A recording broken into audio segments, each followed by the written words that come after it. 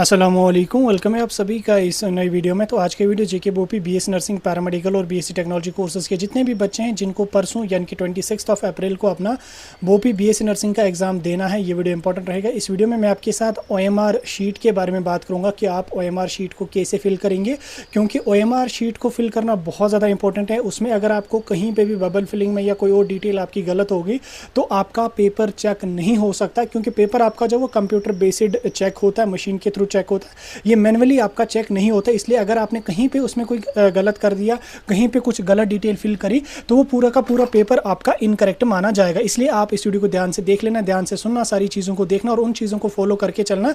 बाकी फिर भी अगर कोई डाउट रहेगा तो कमेंट्स में बताना। उसके अलावा अगर आप ये वीडियो पहली बार देख रहे हैं तो चैनल को जरूर सब्सक्राइब कर देना, साथ में टेलीग्राम और व्हाट्सएप ग्रुप भी ज्वाइन करके रख लेना, वो उनकी लिंक डिस्क्रिप्शन में आपको मिल जाएगी। वहाँ पे आपको quick updates time to time हम देते रहेंगे। बाकी फिलहाल के लिए परसों आपका एग्जाम है, तो अभी आप मॉक टेस्ट्स वगैरह के चक्कर में ना पड़ें, क्योंकि बहुत बच्चे हमें पूछते रहते हैं कि आप मॉक टेस्ट आप क्यों अपलोड नहीं करते हो।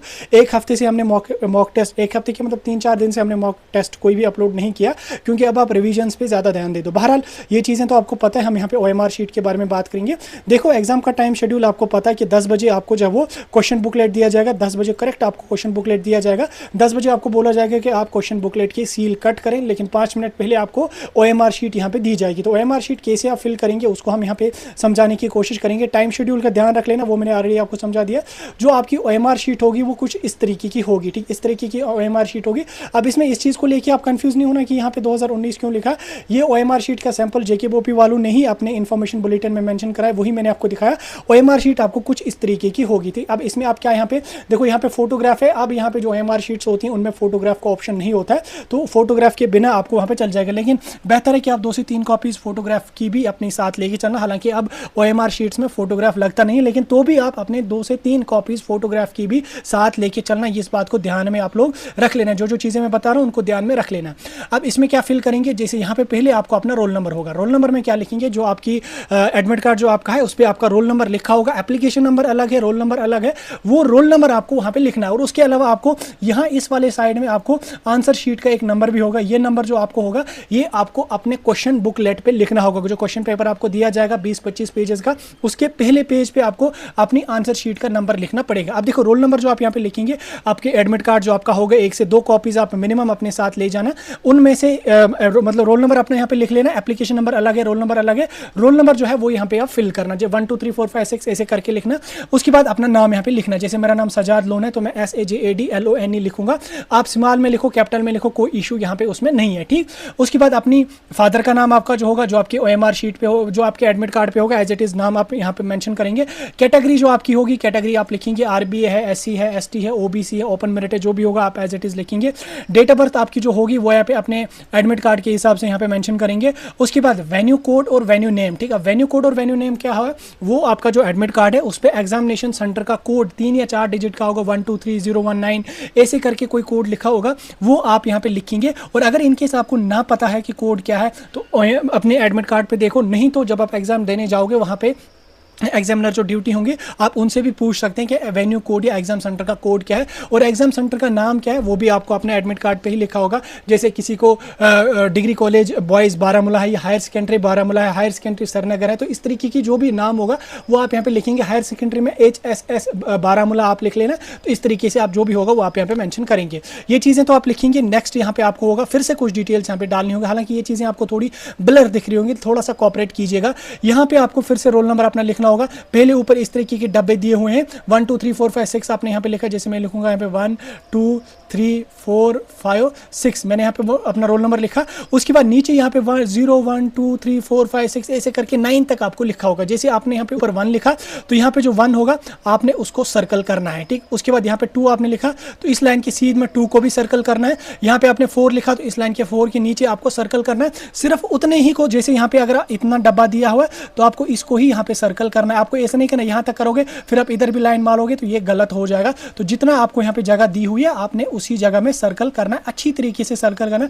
जेल पेन का इस्तेमाल बिल्कुल नहीं करना, बाल पेन का इस्तेमाल करना। ग्रीन पेन, जो येलो पेन्स होते हैं, येलो तो नहीं, ग्रीन कलर की जो पेन्स होते हैं, सॉरी ग्रीन तो नहीं, जो ब्लू पेन्स होते हैं, अब कलर में भी कंफ्यूज हो रहा हूँ मैं, जो ब्लू कलर का पेन होता है उससे आप यहाँ पे कलर करेंगे। उसके बाद क्वेश्चन बुकलेट नंबर जो आपका होगा वो यहाँ पे लिखेंगे। क्वेश्चन बुकलेट नंबर क्या होगा, जो आपकी क्वेश्चन पेपर जो आपका है उसके ऊपर लिखा होगा 1 2 3 4 5 6 करके के क्वेश्चन बुकलेट नंबर या उसमें यूजुअली बुकलेट नंबर होता है वो यहाँ पे लिखेंगे 1 2 3 8 9 7 इस तरीके जो नंबर होगा वो लिखेंगे। उसके बाद जैसे आपने यहाँ पे 1 लिखा, इसके सीध में नीचे 0 1 2 3 4 5 6 7 8 9 होगा, तो 1 को आपने सर्कल करना है। 2 यहाँ पे लिखा आपने, इसके नीचे यहाँ पे 2 को सर्कल, ऐसा नहीं है 1 यहाँ है तो आप इधर 1 को सर्कल करेंगे, नहीं, यहाँ पे आपने 1 लिखा तो इसके सीध में जो 1 है उसको आपने सर्कल करना है। जैसे मैं आपको रब करके दोबारा से भी दिखा देता हूँ, जैसे यहाँ पे 1 मिनट इसका मैं थोड़ा सा साइज छोटा कर लेता हूँ। जैसे यहाँ पे आपने 1 लिखा ना, वहाँ यहाँ पे आपने 1, यहाँ पे 0 है, यहाँ पे 1 है, 2 है, 3 है, 4 है, तो यहाँ पे जो 1 है ना आपने इसको इस तरीके से सर्कल करना है, तो ये आप यहाँ पे लिखेंगे। उसके बाद क्वेश्चन बुकलेट सीरीज यहाँ पे A B C D लिखा है,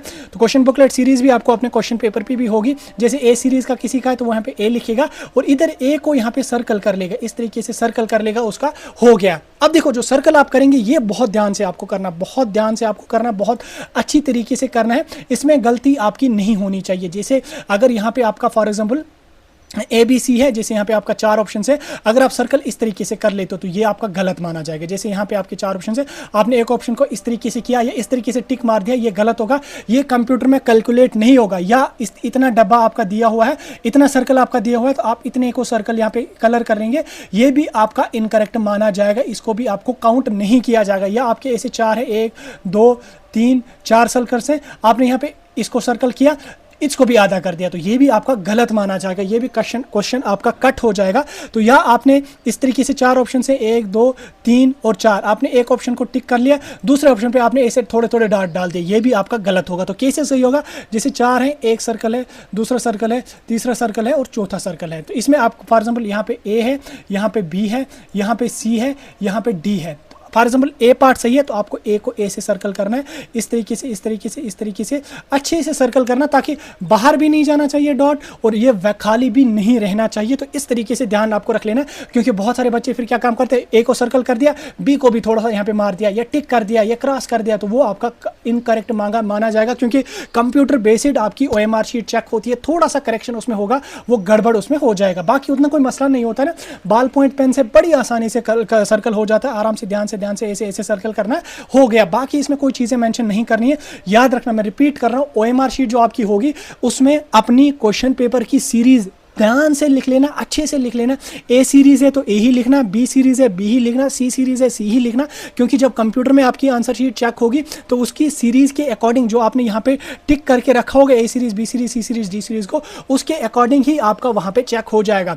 और उसके अलावा रोल नंबर आपको ध्यान से लिख लेना, आराम से लिख लेना, सोच समझ के लिख लेना, कोई भी करेक्शन नहीं करना रोल नंबर में, क्योंकि OMR शीट एक ऐसी होती है, यहाँ पे अगर आपने 2 के बदले 3 लिखा फिर आप उसको कट करोगे, वो कैलकुलेट ही नहीं होगा आपके किसमें, आपके जब आपकी चेकिंग होगी, कंप्यूटर बेस्ड चेकिंग होगी, उसमें वो कैलकुलेट नहीं होगा। ध्यान से लिख लेना, अच्छे से लिख लेना। 1 मिनट या 4 मिनट भी अगर आपको OMR शीट को भरने में लगेंगे, आपको 5 मिनट का टाइम दिया जाता है OMR शीट को भरने में, 5 मिनट आपको पहले OMR शीट दी जाएगी, 5 या 10 मिनट पहले आपको 5 मिनट यूजुअली आपको दी जाएगी OMR शीट, तो उन 5 मिनट को अच्छी तरीके से यूटिलाइज करके OMR शीट को भर देना, अच्छे से भर देना, ध्यान से भर देना, कोई भी गलत नहीं करना। रोल नंबर और क्वेश्चन सीरीज, क्वेश्चन बुकलेट ध्यान से भरना, आंखें खोल के उसको फिल करना, कहीं पे कोई गलती आपकी नहीं होनी चाहिए। और ऑप्शंस को जब आप टिक लगा लोगे तो पहले एक बार क्वेश्चन पेपर को क्रॉस चेक करना। जैसे फॉर एग्जांपल आपने क्वेश्चन नंबर 1 2 3 4 5 6 70 क्वेश्चन, आपने 10 क्वेश्चन पहले कर लिए, उसके बाद फिर 5 क्वेश्चन आपने छोड़ दिए, ठीक, फिर आप यहाँ पे 16th क्वेश्चन नंबर पे गए।